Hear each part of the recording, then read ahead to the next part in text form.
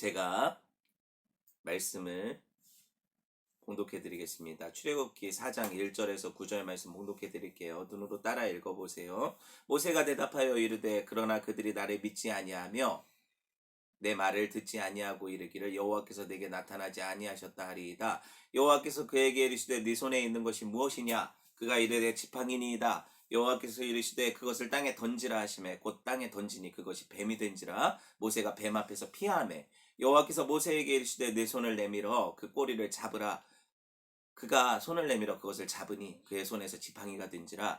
이는 그들의 조상의 하나님 곧 아브라함의 하나님 이삭의 하나님 야곱의 하나님 여호와가 네게 나타난 줄을 믿게 하려 함이라 하시고, 여호와께서 또 그에게 이르시되 네 손을 품에 넣으라 하시매 그가 손을 품에 넣었다가 내어보니 그의 손에 나병이 생겨 눈같이 된지라. 이르시되 네 손을 다시 품에 넣으라 하시매 그가 다시 손을 품에 넣었다가 내어보니 그의 손이 본래의 살로 되돌아왔더라. 여호와께서 이르시되 만일 그들이 너를 믿지 아니하며 그 처음 표적의 표징을 받지 아니하여도 나중 표정의 표징은 믿으리라. 그들이 이 두 이적을 믿지 아니하며 네 말을 듣지 아니하거든 너는 나일 강물을 조금 떠다가 땅에 부으라. 네가 떠온 나일 강물이 땅에서 피가 되리라. 아멘. 네. 오늘 다시 출애굽기 강해로 돌아와서 지난 주에 우리 부활 예배 드렸고요. 출애굽기 강해 12번째 시간 소명과 순종의 온도차, 소명과 순종의 온도차라는 제목으로 함께 하나님 말씀 나눌게요. 우리 지지난 시간이죠. 떠올려 보면 예수님이 누구시라고 했어요? 신명기에 예언된 모세와 같은 그 선지자라는 사실을 우리가 배웠었죠. 기억나죠? 그리고 그분이 오셔서 하시는 일은 모세가 모형적으로 보여줬던 일이에요. 그게 뭐예요? 이스라엘 백성들을 세상에서 구원해내는 이 구원 역사라고 했죠. 그래서 예수님은 이 땅에 보냄받아서, 그죠? 당신의 그 죄인들이면서도 동족들인 사람들에게 보냄받아서 그들을 구원하시고 그들을 자기 피로 사서 어떻게 해요? 그 백성들을 광야 인생 가운데 이끌어서 저 천국에 가나안 약속의 땅에 들이시는 분이라고 했죠. 이 일을 위해서 주님이 오셨다고 했어요. 모세가 했던 그 사명이죠. 주님은 스스로 밝히신 대로 약속을 주시고 그리고 그 약속을 친히 이루시는 분이세요. 그래서 그분의 이름이 뭐라고 했어요? 여호와라고 했잖아요. 약속을 이루시는 하나님, 언약에 신실하신 하나님, 그쵸? 우리는 마땅히 그 약속을 지키셔서 우리에게 찾아오신 그분을 경외하는 마음으로 꿇어 엎드려 예배해야 돼요. 우리의 삶의 이유와 목적은 하나님을 경외하는 거고 그분을 예배하고 그분을 기뻐하는 거죠. 그러니까 오늘 예배는 당연히 하나님 앞에 기쁨이 되어야 하는 거예요. 그렇죠? 여러분, 예수 그리스도를 믿는 이 믿음의로의 초청을 뭐라고 부르는지 아세요? 성도들에게 하나님이 내가 보낸 이 내 아들을 믿어라. 이 믿음의로의 초청을 뭐라고 부르는지 아세요? 맞춰보세요. 부르심이라고 하는 거죠. 소명, 콜링, 소명이라고 해요. 소명. 특히 여러분, 제가 그 예전에 소요리 문답 강해에서는 성령께서 하시는 소명을 뭐라고 제목으로 가르쳐 줬죠? 성령의 유효적 소명이라고 가르쳤어요. 그분이 부르시는 부르심은 실패가 없거든요. 그러니까 언제나 효과적인 부르심이에요. 그죠? 성령이 우리 마음 가운데 믿음을 불어 넣으시고 예수를 향한 초청을 하시죠. 그때 우리는 어때요? 믿음으로 반응하게 되죠. 그리고 그 부르심에는 결코 후회도 없고 하나님은 택하신 백성을 부르시는데 실패하는 법이 없으세요. 그 콜링을 어디서 보여주세요? 예수님이 제자들에게 나를 따라오라 그러니까 제자들이 일하다 말고 배와 그물을 다 버려두고 예수를 쫓으니라 그러잖아요. 뭘 보여주는 거예요? 그 부르심에 반응하는 인생들, 그리고 그 부르심에는 실패가 없다. 이걸 우리가 알아야 돼요. 그래서 구원받는 모든 하나님의 백성들에게는 이 소명이 일어나요. 그러니까 목사만 소명받는 게 아니라고요. 구원받는 여러분 모든 사람들에게는 하나님의 부르심이 있다고요. 그 소명이 일어나고 여러분 마음 안에서 그 소명에 대한 응답으로 여러분이 구원에 이르게 되는 거죠. 그런데 이 구원에 대한 소명을 우리가 1차적인 소명이라고 분류할 수가 있어요. 1차 소명. 그럼 또 2차 소명이 있으니까 제가 1차라는 숫자를 붙였을 거 아니에요. 그렇죠? 2차 소명은 뭘까요? 하나님이 구원받은 백성들을 당신의 사역의로의 부르심이 있어요. 그러니까 너는 목사로, 너는 교사로, 너는 선지자로, 너는 예언자로, 아니면 너는 집사로, 너는 어떤 교회 직분만이 아니라 여러분의 삶의 자리에서 하나님을 섬기는 어떤 소명의 자리로, 소명자로 부르시는 그 부르심이 있다고요. 그러니까 모든 성도들에게는 1차, 2차 소명이 다 있는 거예요. 구원의 부르심, 그리고 그들에게 맡겨주시는 각자의 달란트대로의 어떤 하나님이 쓰시는 그 사역의 부르심, 이게 다 있다고요. 아시겠어요? 여러분 다 있어요. 없다고 생각하지 마세요. 그런데 여러분 2차적인 이 부르심은 그럼 다른 말로 뭐라고 또 볼 수가 있어요. 소명이라는 말을 다른 말로 사명이라고도 볼 수가 있잖아요. 그죠? 부르심에 관한 언어를 어떻게 바꾼 거예요? 일에 대한 측면으로 바꿔보면 소명은 또 사명이 되는 거죠. 너의 부르심은 너의 사명인 거죠. 맞죠? 그렇게 볼 수가 있는 거예요. 여러분 이 용어는 사실은 교단마다 다르고 교회마다 사용이 약간씩 달라요. 그래서 제가 여러분들이 언젠가 다른 의미로 들었을 수도 있어요. 이 사명이나 소명이 뭐 같은 게 아니다 이렇게 들었을 수도 있단 말이죠. 그런데 제가 보는 측면에서는 이 두 번째 소명을 사명이라고 바꿔봐도 무방하다고 생각을 해요. 성경을 볼 때. 여러분 그리스도인에게는요. 구원받은 모든 사람들에게는 하나님이 당신의 일에 쓰시려고 또 부르시는 그 부르심이 분명히 있다는 거예요. 사명이 있다는 거예요. 최근에 우리가 뭐 살펴보고 있어요? 출애굽기 3장에 보면 누구의 소명을 보고 있어요? 모세의 소명을 부르고 있잖아요. 하나님 누구를 부르셨어요? 떨기나무에서. 그 불꽃 가운데 모세 부르셨잖아요. 그래서 3장부터 시작되는 이 장을 모세의 소명장이라고 부르기도 해요. 다른 말로는 또 사명장이 될 수도 있죠. 그죠? 모세가 어떤 사명애로 부르심을 받았습니까? 이스라엘 백성을 출애굽시키는 지도자로서의 사명애로 부르심을 받았기 때문에 소명장은 또 사명장이라고 볼 수도 있죠. 어렵지 않죠? 제가 하는 말 이해됐죠? 여러분 우리 그리스도인에게 있어서 대부분의 사명은 사실 어렵지 않아요. 이렇게 말해도 될지 모르겠지만 그렇게 어렵지 않아요. 충분히 감당할 만한 일을 맡기신다는 약속이 있잖아요, 성경이. 그죠?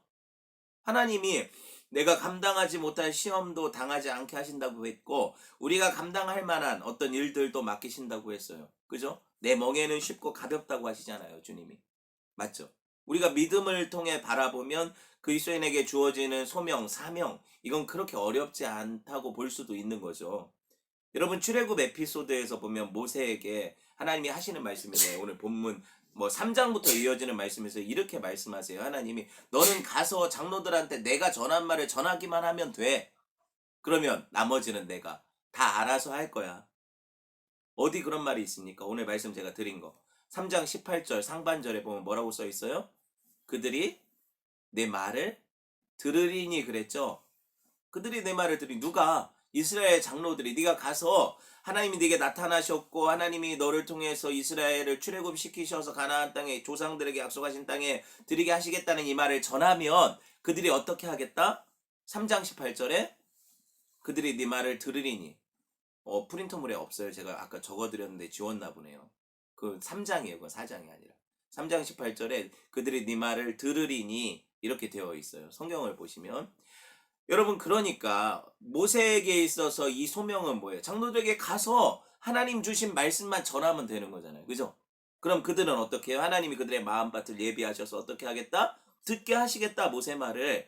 근데 한번 생각해 보세요. 모세에게 트라우마가 있잖아요. 뭐예요? 젊었을 때는 내가 가서 내가 너희를 구원하겠다. 하나님이 나를 보내셨다. 이래도 그들이 들어요, 안 들어요? 안 들었었잖아요. 이 트라우마가 있는데 이제 노인이 되어서 다 죽어가는 어떻게 몸들고 꼬부라진 모세가 목자로서의 미디안에서 생활하고 정말 볼품없고 초라한 사람이 되었는데 이제 가서 내가 말을 전하면 그들이 들을까 하는 두려움이 있겠어요, 없겠어요? 있죠. 하나님 다 아신단 말이죠. 그런데 하나님이 모세의 걱정을 다 아시니까 이렇게 얘기하시는 거 아니잖아요. 가서 너는 전하기만 해라. 그럼 어떻게 하겠다? 내가 그들 마음을 만져서 네 말 듣게 하겠다. 하나님의 일에는 때가 있다고 했죠. 모세의 젊은 시절은 하나님의 때가 아니었어요. 그렇지만 지금 80이 된 모세에게는 하나님의 때가 이르렀고 하나님이 일을 하신다고 하잖아요. 사람들은 다 자기 때에 이 일들이 일어나길 바라기 때문에 하나님을 믿지 못하는 거예요. 하지만 하나님은 하나님의 때에 당신의 일을 이루신다니까요. 그죠? 주님이 서라고 하시면 사명자는 서면 돼요. 거기서 머물라고 하시면 10년이고 20년이고 머물면 되는 거죠. 다시 일어나 가라 그러시면 내 나이가 지금 몇인데요. 네 나이가 어때서 주님이 그러시는 거죠. 내가 널 쓰겠다는데 네 나이가 어때서 그러시는 거죠. 그러면서 그 자리에서 일어나 가면 되는 거죠. 맞아요, 틀려요. 사실 저와 여러분 이런 경험이 있어요.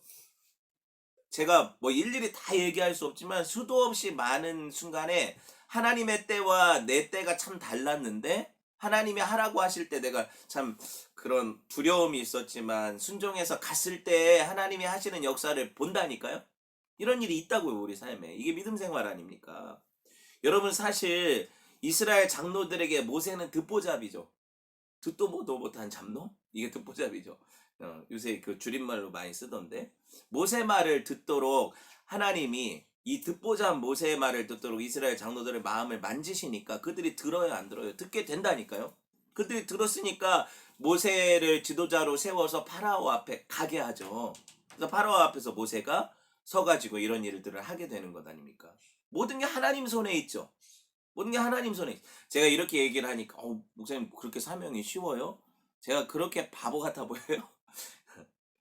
제가 너무 낙관만 하는 건 아니에요. 물론 하나님께서는 강팍한 파라오가 모세와 이스라엘 장로들의 그 말을 쉽게 듣지 않으리라는 거 다 알고 계세요. 우리만 아는 거 아니거든요. 우리만 똑똑한 거 아니에요.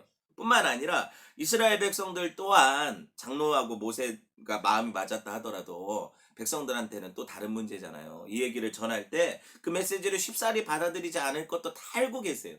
그러니까 우리가 두려워하고 염려하는 것 이상으로 하나님이 알고 계시다는 사실에 위안이 되지 않아요? 그게 위로라고요. 여러분 세상이 그리 호락호락하다고 하나님 말씀하시는 게 아니에요. 호락호락하지 않기 때문에 하나님을 믿으라고 하는 거예요. 그리고 그분을 의지하라고 하는 거예요. 아시겠어요?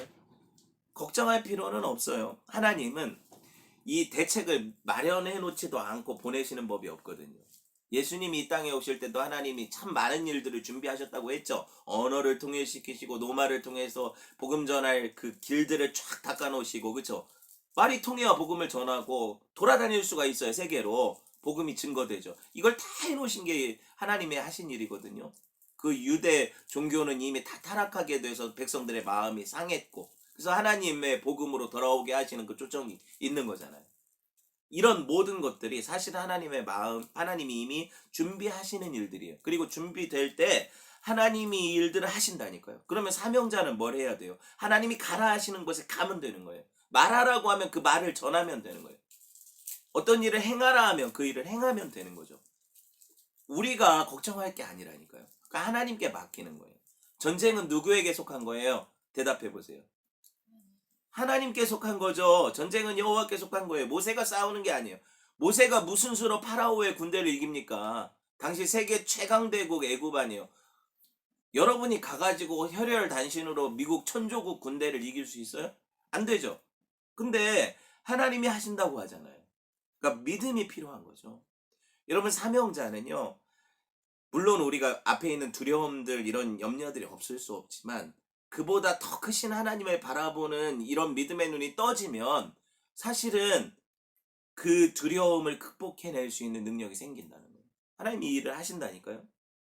여러분 사실 애굽 군대가 그 홍해를 그 놀라운 기적을 그 밤에 봤잖아요. 6월절에 하나님이 홍해를 가르시고 이스라엘 백성들을 마른 땅같이 그 홍해 바다를 다 건넜는데 저 끝에 올라가서 마지막 사람이 건널 때쯤 되니까 누가 쫓아오려고 해요. 애굽 군대가 쫓아오는 광경을 보죠. 그러니까 애굽 군대가 쫓아오는 광경 때문에 그 백성들이 자기들이 그 놀라운 구원을 방금 경험하고도 어떻게 해요? 누굴 원망해요? 모세를 원망하잖아요. 이거 하나님 원망하는 거 아닙니까? 원망하고 막 했던 그 말씀 기억나요? 출애굽기 14장 13절 14절 읽어볼까요? 그 두려움과 원망 가운데 모세가 그들을 진정시켰던 말씀이 이 말씀이거든요. 봅시다. 시작. 모세가 백성에게 이르되 너희는 두려워하지 말고 가만히 서서 여호와께서 오늘 너희를 위하여 행하시는 구원을 보라. 너희가 오늘 본 애굽 사람을 영원히 다시 보지 아니하리라. 여호와께서 너희를 위하여 싸우시리니 너희는 가만히 있을지니라. 아멘. 여기서 너희는 가만히 있어. 그가 하나님 대 말지어다. 세계와 열방 가운데 주가 높임을 받으리라. 이 찬양 나온 거 아니에요. 하나님 우리의 피난처가. 그죠? 여러분 실제로 그래요. 전쟁이 누구에게 속한 거라고요? 하나님께. 하나님께 속한 전쟁이라면 누가 싸우시는 전쟁이에요? 하나님이 싸우시는 전쟁이지 여러분 일반 백성들이 싸우는 전쟁이 아니에요. 이 증표가 어디서 보여져요? 여리고성을 무너뜨릴 때 보여지잖아요. 이 전쟁은 하나님이 치르시는 전쟁이죠. 이스라엘 백성들은 싸울 이유가 없는 거예요. 여러분 이 약속의 증표로 모세를 통해서 하나님이 이 애굽과의 전쟁을 친히 하시겠다는 증표로 보여준 게 첫 번째 재앙이에요. 첫 번째 재앙이 뭐예요? 맞춰보세요. 피, 개구리, 이 팔이 이렇게 되니까 피재앙이죠. 뭐가 피로 변해요? 나일강물이 피로 변하잖아요. 그쵸? 이 첫 번째 재앙이 무슨 약속의 증표입니까? 생각해 보세요. 출애굽 사건에서 거역하는 파라오에게 모세가 찾아가서 하나님의 심판이라고 보여준 첫 번째 재앙은 그 애굽 백성들이 우리에게 풍요를 가져다 주는 신이라고 믿었던 이 여신 나일강이라는 신을 죽여버리는 사건이거든요. 피로 변해버리잖아요, 나일강이. 그죠? 여러분 애굽의 풍요와 신을 치시는 분은 어떤 분이세요? 그 신을 무력화시키시는 분은 진짜 풍요와 구원을 주시는 분 아닙니까? 그쵸? 하나님이 이 이적을 통해 나일강을 피로 만드는 이적을 통해서 뭘 보여주시려고 했을까요? 하나님의 구원이 어떠한 방식으로 이루어질지 이걸 보여주는 전조예요. 왜? 물이 뭘로 변해요? 피로 변했어요. 요한복음에 예수님의 첫 번째 이적을 그 이적을 보이잖아요. 뭐를? 물이 피로 변하는, 물이 포도주로 변하는 이적을 보여주잖아요. 포도주는 내 피라 그러시잖아요. 그죠? 예수님은 어떤 방식으로 구원하시려고 하는 거예요? 십자가에서 자기 물과 피를 다 쏟아서 구원하는 방식으로 구원하시려는 거죠. 그런데 이게 어디 보여져요? 출애굽 시점에서는 6월절 어린 양의 피가, 그쵸? 문설주에 발라질 때 그들이 살아나고 구원 얻는 그림이잖아요. 근데 이 그림의 전조는 첫 번째 재앙에서 뭐를 피로? 나일강의 물을 피로 변하게 하는, 거기서 이미 예견된 거죠. 첫 번째 재앙은 어디를 향하고 있어요? 마지막 6월절 재앙을 향하고 있는 거예요. 그죠? 이게 결국에 예수 피를 향해 가는 하나님의 심판과 구원의 메시지라는 거죠. 출애굽기가 그렇게 그림을 그려주고 있기 때문에 우리가 보면 금방 이해가 되는 거죠. 수미일관이라고 하지 않습니까? 머리와 꼬리가 같다. 수미일관. 그죠? 그래서 이런 관점으로 하나님의 일하심은 시작도 같고 끝도 같으시다니까요. 시작하시는 분은 끝맺는 분이세요. 우리처럼 무슨 뭐 하다가 말고 이런 분이 아니세요.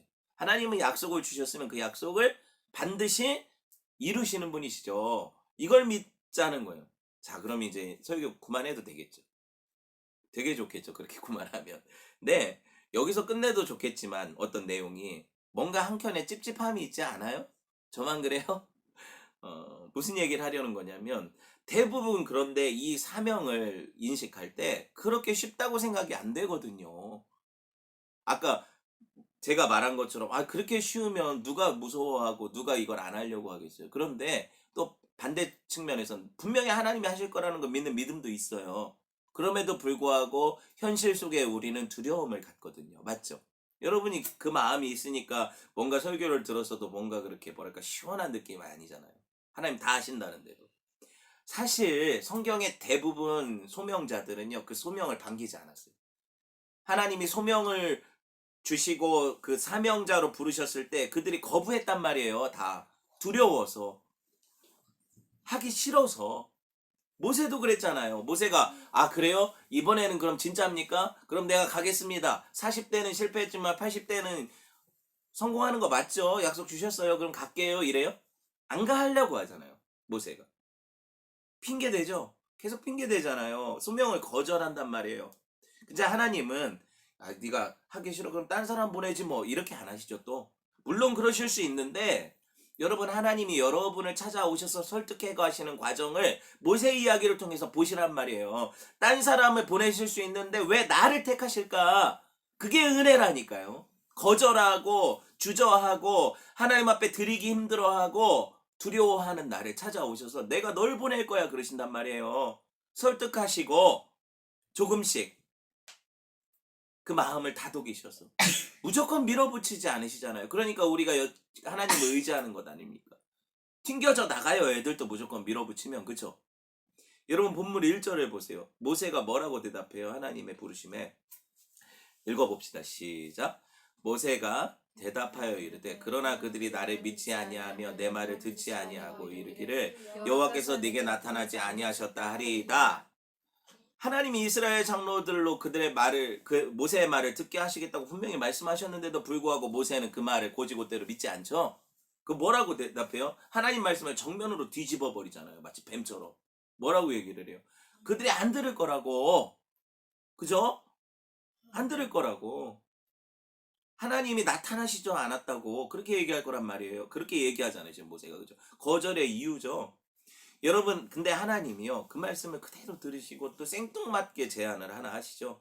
오늘 2절 4절 봅시다. 2절에서 4절 같이 볼게요. 시작. 여호와께서 그에게 이르시되 네 손에 있는 것이 뭐냐? 그가 이르되 지팡이니이다. 여호와께서 이르시되 그것을 땅에 던지라 하시매 곧 땅에 던지니 그것이 뱀이 된지라. 모세가 뱀 앞에서 피하매 여호와께서 모세에게 이르시되 네 손을 내밀어 그 꼬리를 잡으라. 그가 손을 내밀어 그것을 잡으니 그의 손에서 지팡이가 된지라. 이거 만약에 영화에서 본다면 이거 되게 재밌는 장면 아니에요? 지팡이가 있는데 던졌더니 뱀이 되고, 그죠? 그 뱀을 다시 잡았더니 또 지팡이가 되고, 뭐 김현우예요? 마술하는 사람이요? 김현우 맞아? 최현우? 제가 잘 몰라요. 이은결? 최현우? 뭐 손수건으로 비둘기 만드는 것처럼 뭐 쇼하려고 하나님 이거 보여주시냐 이거예요. 그런 차원이 아니라니까요. 이 말씀을 잘 생각을 해보세요. 애니시온이도. 모세의 손에 지팡이가 있죠. 왜? 지팡이는 목자의 상징이잖아요. 양을 칠 때 쓰는 것 아닙니까? 그렇죠? 근데 이 지팡이를 땅에 던지라고 했을 때 던졌더니 어떤 일이 벌어졌어요? 하나님 말씀대로 지팡이가 뭘로 변했어요? 뱀이 됐죠. 모형 장난감 같은 뱀이 아니에요. 다이소에서 파는 그런 2,000원짜리 뱀이 아니라고요. 왜 이걸 알 수 있어요? 그 뱀이 얼마나 실제 뱀, 진짜 실제 뱀이었으니까 모세가 그 뱀을 보자마자 어떻게 해요? 그 앞에서 피했다고 써 있잖아요, 성경에. 왜 이런 기록을 할까요? 진짜 같은 진짜니까. 그죠? 네. 진짜 뱀이 됐으니까 모세가 너무 놀래가지고 그 뱀 앞에서 피하는 거 아니에요? 가짜라면 왜 피해요? 그죠? 그러면 이 뱀을 잡는 건 쉬워요, 어려워요? 당연히 어려운 얘기죠. 살아있는 뱀을 잡는 게. 보세요. 근데 모세에게 하나님 뭐라고 명령하셨어요? 뱀을 잡으라 그러시잖아요. 근데 뱀을 잡으라고 할 때 부위를 가르쳐 주세요. 어느 부위를 잡으라고? 목살? 삼겹살? 그렇지, 꼬리. 꼬리를 잡으라고 하세요. 뱀 꼬리. 그럼 상식적으로 뱀을 잡을 때 어디를 잡아야 돼요? 머리를 눌러야죠. 왜? 뱀의 어금니가 독리잖아요. 머리를 꼭 눌러놔야 머리 그 독리에 물리지 않을 거 아니에요. 꼬리를 잡는 바보가 어디 있어요? 꼬리 잡으면 어떡해요? 뱀이 얼마나 근육질에 유연한데. 딱 잡자마자 팔을 감고 올라와서 물어버릴 거요. 그죠? 꼬리 잡으면 그렇게 위험한 거예요. 제가 이 뱀에 대해서는 일가견이 있다고 했잖아요. 어렸을 때 뱀을 많이 잡았었거든요. 여러분 제가 논산 시골 출신 아닙니까? 우리 옆 동네에 땅꾼 아저씨가 있었어요. 저희 초등학교 때 뱀을 이게 약간 지금으로 생각하면 알바인데 용돈벌이가 돼요. 뱀을 잡아가지고 그 땅꾼 아저씨한테 갖다 주면 물뱀 같은 경우는 사실 가치 없는데 뭐 애들이 열심히 잡았으니까 1,000원. 화사, 꽃뱀이라고 하는 거, 오목눈이 이런 거, 그거 2,000원. 독이 없어요. 그리고 독사는 10,000원. 뭐 이런 식으로 가격이 책정이 돼서 제가 어렸을 땐 이걸 잡아다가 주면 지금 1,000원, 2,000원이 작아 보이죠. 그때 당시 새우깡이 50원 할 때예요. 그러니까 큰 돈이라고요 이게. 그걸 팔아가지고 용돈을 쓰고 그랬어요. 뱀을 잡을 때 어떻게 합니까? Y자로 된 그 지게 작대기 같은 거 그걸로 머리를 꼭 누른 다음에 왜 여러분 그 집게 양파망 하나 들고 가면 양파망 하나 들고 가서 그 집게로 긴 집게로 머리를 다시 잡아가지고 양파망에다 넣으면 쑥 들어가거든요. 그걸 묶어가지고 갖다가 주면 파는 거예요. 물지도 못하고. 네, 잘 알죠? 많이 해봤어요. 근데 여러분 지금 저한테 10만 원 줄 테니까 독사를 잡아라 그럼 잡을 것 같아요? 안 잡아요. 왜 그렇게 해요? 제가 얘기하려는 이유가 뭐예요? 뱀이 얼마나 무서운데요. 왜 생명을 걸어요, 거기에. 그죠? 모세한테 하나님이 꼬리를 잡으라 그럴 때 모세가 바보가 아니에요. 모세가 어디서 생활했어요, 40년을? 미디안 광야에서 생활했어요. 광야에서 제일 무서운 게 뭐예요? 불뱀이라고 불리는 방울뱀 같은 거예요. 꼬리 막 이렇게 흔드는 뱀 알죠? 그러면 그 꼬리를 잡아요? 하나님 잡으래. 근데 그럼 모세는 어떻게 해야 돼요? 내 상식으로는 뭘 잡아야 돼? 머리를 잡아야 되는데 하나님은 어디를 잡으래? 꼬리를 잡으래. 그러면은 내 상식이 옳으냐 하나님 상식이 옳으냐 그러면은 믿는 자는 내 상식을 깨뜨리시는 하나님의 말씀에 순종하는 게 믿는 자거든요. 여기 이 작은 에피소드 하나에도 그런 게 숨어 있는 걸 아세요? 모세는 자기 상식대로 머리를 잡지 않았어요. 그쵸? 그러면 어떻게 했어요? 하나님이 시키시는 대로 꼬리를 잡았어요. 꼬리를 잡으니까 어떻게 됐어요? 그게 말씀대로 지팡이가 되었죠. 뭐가 중요해요, 여기서? 순종하면 하나님의 능력을 보는 거예요. 아시겠어요? 순종하면 하나님의 능력. 근데 순종이 쉽냐, 어렵냐? 어렵다는 거예요. 마음에 갈등이 있겠어요, 없겠어요? 야, 물면 어떡해? 이거 뭐야? 중화제, 해독제도 없는데 물리면 죽는 거 아니야? 이런 두려움이 있다면 순종하기 쉬워요, 어려워요? 어렵죠. 내 상식이 방해해요, 안 해요? 순종하려고 할 때. 내가 그동안에 뱀을 한두 번 잡아본 게 아닌데 그렇게 잡는 바보가 어딨어. 하나님이 모르셔서 그렇지. 내가 해온 방식대로 하면 이게 성공할 텐데 왜 하나님은 정말 하지도 않는 방식으로 이렇게 하라고 하시는 거야? 이 미련한 방식 아니야? 그죠? 이게 의심이 되니까 여러분이 신앙생활 못하는 거 아니에요.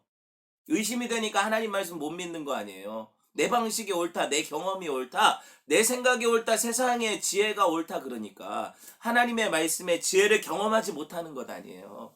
하나님 능력은 뭐예요? 하나님 앞에 순종하면 영광을 보는 거예요. 순종하면 영광을 보는 거예요. 순종은 똑똑해서 하는 게 아니에요. 잘 들어보세요. 순종은 여러분이 똑똑해서 하는 게 아니에요. 순종은 순종할 마음밭을 갖고 겸손히 하나님 앞에 무릎 꿇는 사람이 하는 거예요. 그쵸? 그럼 순종이 쉽다고 얘기하지 않았어요. 어려워요. 갈등이 있어요. 그렇지만 순종하면.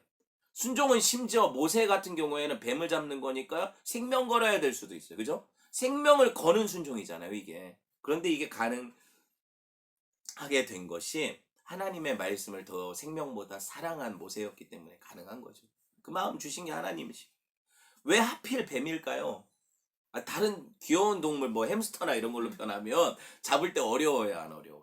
안 어려울 텐데 왜 뱀이냐고요. 이스라엘에게 있어서 뱀은 원수 중에 원수죠. 그쵸? 그들은 아담과 하와를 자기 조상으로 하니까 하와 아담이 뱀의 꼬임에 넘어가서 선악과만 안 먹어서 이 고생 안 할 거 아니에요. 그런데 애굽에 있어서 뱀은 어때요? 신이에요. 또 신이에요. 예, 다신교거든요. 애굽은. 잘 들어보세요. 애굽에 있어서 뱀은 지혜를 주는 신성한 동물이고 신이었어요. 그러니까 완전 하나님과 반대죠. 이게 세상이에요. 이 세상 신이라고요. 피라밋 여러분 보시면 그 벽화들을 볼 때 여러분 그 이집트 왕자 같은 거 보면은 파라오가 쓴 왕관 있죠. 거기 앞에 뭐가 장식되어 있어요? 뱀이 장식되어 있잖아요. 이렇게. 그죠? 못 봤구나. 한번 봐요. 뱀 장식에 모자를 쓰고 있거든요. 뭐의 왕권의 상징이. 왕권의 상징, 뱀이. 그러니까 세상 신은 왕이에요, 뱀이. 그쵸? 그런데 이걸 부수시는 거잖아요, 하나님의 기적은. 왜? 모세의 지팡이가 나중에 파라오 앞에서 던졌을 때 어떤 일이 벌어졌어요? 파라오의 그 신하들, 주술사들도 자기들이 섬기는 신이 뱀신이니까 뭐래요? 자기들 지팡이를 던져서 야, 그게 별거냐? 우리도 할 수 있다 하고 어떻게 해요? 다 던져가지고 뱀으로 변하게 했죠. 기억나요? 뱀으로 변하게 했는데 근데 무슨 일이 있었어요? 모세의 지팡이가 변한 뱀이 파라오의 술사들의 뱀을 통째로 삼켜버렸어요. 그죠? 그냥 조금 먹다가 뱉은 게 아니라 통째로 다 삼켜버렸어요. 무슨 의미입니까, 이게? 하나님의 왕권, 주권이 세상 왕권, 세상의 신을 삼켜버리겠다는 얘기예요. 하나님이 애굽의 통치권을 가져가시겠다는 거죠. 더 이상 너희들은 내 백성의 주권자로서의 자격이 없다. 내가 내 백성의 왕이다. 그러니까 내 백성은 누구 말을 들어요? 왕이신 하나님 말을 듣는, 하나님 말씀 듣는 백성으로 내가 삼겠다. 그러니까 너희들의 주권과 왕권은 내가 먹어버리겠다. 이거 보여주는 거거든요. 파라오가 꿈쩍도 안 하지만 나쁜 놈이. 그러니까 10가지 재앙을 다 만든 거 아니에요. 만약에 그 두 가지 그 지팡이가 뱀이 된 어떤 그 이적에서 파라오가 깨닫고 놓아 보냈다면 그런 어려움을 안 당해요. 맞죠? 근데 세상이 그렇게 호락호락하진 않거든요. 그러니까 제가 뭘 설명한 거예요? 단순히 지팡이 던져가지고 그 이은결처럼 마술쇼를 보여준 게 아니란 얘기를 하는 거죠. 이 의미가 있다는 거예요. 하나님의 표적에는. 그죠? 분명한 이유가 목적이 있어요. 여러분 5절에 보니까 그 이유를 설명하시죠. 하나님이 이 얘기를 하세요. 이걸 하는 이유는 이거다. 5절 보세요. 이는 그들에게 그들의 조상의 하나님 곧 아브라함의 하나님 이삭의 하나님 야곱의 하나님 여호와가 내게 나타난 줄을 믿게 하려 함이라. 하나님이 여러분 삶에서 기적을 베푸시는 이유는 누구를 믿게 하시는 거예요? 우리가 믿는 바 여호와 하나님 그 약속의 하나님을 믿게 하려는 이유가 기적인 거죠. 그러니까 여러분 생에 뭐 기적은 여러분이 이미 예수 믿는 게 기적이에요. 기적의 목적이 그거라니까요. 그러니까 참 말씀을 아무리 전에도 안 믿는 사람들 아니 말씀이 들어가지도 않는 세계 저 3세계 선교사들 안에서 뭐가 일어나요? 기적들이 막 일어나죠. 병든 자가 치유되고 어떤 때는 뭐 죽은 자가 살아났다고도 하고 막 그러잖아요. 왜 그런 일이 일어날까요? 그 자체 목적이 아니에요. 하나님을 믿게 하려는 목적이죠. 그렇죠? 그게 표적이에요. 모세에게 명하신 두 번째 이적이 뭐예요? 여러분 보세요. 집중. 두 번째 이적이 뭐예요? 손을 품에 넣었다 빼면 어떻게 된다? 손이 문둥병이 걸리고 나병이 걸리고 다시 넣었다 빼면 네 말씀에 뭐라고 해요? 다시 휘어져서 깨끗해진다. 이거를 하나님 보여주시는 이유도 분명히 있을 거 아니에요. 가슴에 넣었다 빼라. 그래서 넣었다 뺐더니 어떻게 됐어요? 문둥병이 나병이 걸렸고 다시 넣었다 뺐더니 깨끗해졌죠. 근데 여기 우리 성경엔 나병이라고 번역되었기 때문에 옛날 성경에 문둥병 그리고 요새 그 병의 통칭이 한센병이잖아요. 그쵸? 그렇게 번역하고 얘기하고 있지만 사실 구약에서 이 단어는요 피부병이에요. 다 피부병을 통칭하는 거예요. 그러니까 하얗게 됐다는 건 뭐예요? 넣었다가 빼서 그 피부병이 발에서 하얗게 됐다는 건 버진 피는 거예요. 피부병이 심하면 막 각질이 일어나고 버진 피고 그러잖아요. 하얗게 되는 거예요. 그런 거. 그런데 이게 왜 중요하냐면 이런 피부병이 종교적 상징으로 쓰였어요. 종교적인 부정의 상징으로. 그래서 피부병 걸린 사람들을 이스라엘 진영 밖으로 쫓아냈었잖아요. 그게 나으면 다시 돌아오게 되었죠. 그래서 그 환자촌이 따로 있었잖아요. 피부병 걸린 사람들을 내보냈다가 제사장한테 가서 네가 정말 나았냐? 그러면 제사장이 보고 그 환부를 살펴서 깨끗해졌으면 깨끗하다고 하고 그 사람을 인정해서 다시 진영 안으로 들어와서 일상생활을 하게. 코로나 확진자를 격리시켰다가 다시 얘가 양성 판정으로 판정받으면 다시 격리를 풀고 일상생활 할 수 있게 하는 거랑 마찬가지잖아요. 그렇게 했다는 거예요. 그런데 여러분 그러면은 지금 모세가 이걸 이적으로 보여주는 이유가 있을 거 아니에요. 그런 어떤 왜일 것 같아요? 좀 생각을 해보세요. 이스라엘이 현재 하나님 앞에 마치 피부병 걸린 사람처럼 부정하다는 거예요. 현재 이스라엘이. 그런데 하나님이 그들을 고치시겠다는 거예요. 깨끗하게 진짜 어린아이 피부처럼 맑게 희게 씻으시겠다는 거예요. 왜 그럼 그들이 부정합니까? 그들이 400년 동안 어디 생활했어요? 애굽에서 생활했잖아요. 제가 초반부에 뭐라고 설교했어요. 그들이 정체성을 잃어버리고 애굽화되어서 애굽 사람들의 신을 섬기고 그들의 나중에 이제 광야에서 불평할 때 다 드러나거든요. 애굽이 좋았다. 내가 거기서 좋은 거 다 먹고 살았는데 고기도 먹었는데 이게 뭐냐. 애굽으로 돌아가고 싶다. 막 그러죠. 그들이 애굽화되었다니까요. 그런데 하나님이 그들을 어떻게 하실 거예요, 이제? 깨끗하게 씻기셔서 정말 하나님의 백성으로 완전케 하실 거란 말이에요. 회복시키실 거란 말이에요. 이게 이적이에요. 니네가 만약에 지팡이가 뱀이 되는 이적도 안 믿었어. 만약에. 그럼 두 번째 이적은 믿을 거래요. 하나님이 그러시잖아요. 이 두 번째 이적은 믿을 거라고. 뭐예요? 내가 너네를 깨끗하게 할 거야. 깨끗하게 하면 그들이 스스로 느끼겠죠. 내가 정말 내 죄가 깨끗해지고 자유케 되었다. 이거를 알겠죠. 이거를 믿을 거야. 이렇게 얘기하시는 거거든요. 하나님의 친백성 된 표. 얼마나 은혜가 돼요. 더 깊이 묵상을 해볼까요? 왜 하필 손을 가슴에 넣었다 빼라고 했을까? 뒷주머니에 넣었다 빼면 안 돼요? 여러분 그때 옷에 주머니가 없어서 그랬나? 아니면 뭐 어디 겨드랑이에 넣었다 빼면 안 돼요? 왜 가슴에다 넣었다 빼라고 했을까? 이런 생각은 안 해봤죠. 성경 읽으면서. 목 뒤에다 넣었다 뺄 수도 있잖아요. 그건 좀 불편한가? 그럼 왜 가슴에다 넣었다 빼라고 하셨을까요? 얘기해 보세요, 여러분. 이게 묵상이에요, 사실. 더 깊이 묵상을 해보면 이스라엘의 부정은요, 그들이 뭐 머리를 애굽 사람처럼 밀고 다녀서 부정한 게 아니에요. 그들이 옷을 애굽 사람처럼 입고 있어서 부정한 게 아니에요. 먹는 게 애굽 사람처럼 먹어서 부정한 게, 그런 건 사람을 부정하게 하는 게 아니에요. 육체적인 어떤 외형적인 게 부정한 게 아니에요. 그들이 하나님이 부정하다 하실 때 뭐가 부정한 거예요? 그들의 마음이 부정한 거예요. 그들의 심령이 더러워진 거예요. 죄악에 물들어서 하나님을 알지 못하잖아요. 그죠? 그럼 하나님이 깨끗하게 하시겠다는 건 육체예요? 외형이에요? 뭐예요? 마음이죠. 그러니까 하나님이 상징적으로 모세에게 가슴에 손을 넣었다 빼라 할 때 우리가 생각할 때는 어떻게 해요? 그 마음을 만지시겠다는 거잖아요. 마음을 깨끗게 하시겠다는 거잖아요.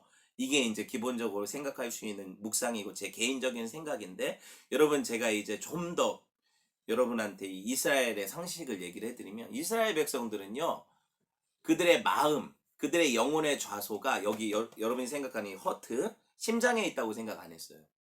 어디 있다고 생각했을까요? 창자. 이스라엘 사람들은 내장에 자기들의 영혼의 좌소가 있다고 했어요. 여기 영혼이 있고 마음이 있다고 생각했어요. 그럼 제가 얘기한 거랑 좀 다르잖아요. 그죠? 그러니까 이게 중요한 거예요. 현재 가지고 있는 우리 문화적 배경 안에서 성경을 해석하면 이런 오류에 빠질 수 있다는 거죠. 그걸 설명하려고 여러분한테 감동을 줬다가 지금 제가 다시 뺏는 거예요. 그러니까 성경을 그렇게 묵상하면 안 돼요. 좀 더 깊이 알아야 된다는 거예요. 이스라엘 백성들은 이 창자가 끊어지는 아픔이라는 거 들어봤죠? 그죠? 들어봤어요? 창자가 끊어지는 아픔, 슬픔을 표현할 때. 그게 어디서 온 말이냐면 마음이 여기 있다고 생각했어요. 마음이. 배고프면 마음이 아픈 거예요? 그건 아니지만 어쨌든 마음이 여기 있다고 생각을 했어요. 그들이 왜 그렇게 생각했는지 잘 모르겠어요. 그런데 어찌됐든 제가 드리려는 말씀은 똑같아요. 마음이 여기 있든 저기 있든 하나님 앞에 부정해진 마음이 깨끗해져야 되는 건 맞죠. 그 예수님이 그걸 위해서 오셨잖아요. 내가 굳은 마음을 제하고 부드러운 마음을 주겠다. 네 마음판에 내 율법을 새기겠다. 그죠? 하나님이 하신 말씀이 네 죄가 아무리 주홍같이 붉을지라도 눈같이 희어질 것이요. 그죠? 양털같이 희게 되리라. 이 얘기 하시려는 거예요. 하나님이 왜 이렇게까지 말씀하신지 모르겠어요. 여러분, 하나님은 결국에 이 모든 표적, 모든 어떤 행하시는 어떤 베푸시는 이적을 통해서 지금 누구 보여주시는 거예요? 하나님 보내실 자 예수 그리스도를 보여주시기 위한 거예요. 예수님이 오셔서 할 일이 지금 이 모세를 통해서 보여주시는 모든 일이에요. 그러니까 이게 예수님이 오셔서 우리 마음을 만지실 거란 말이죠.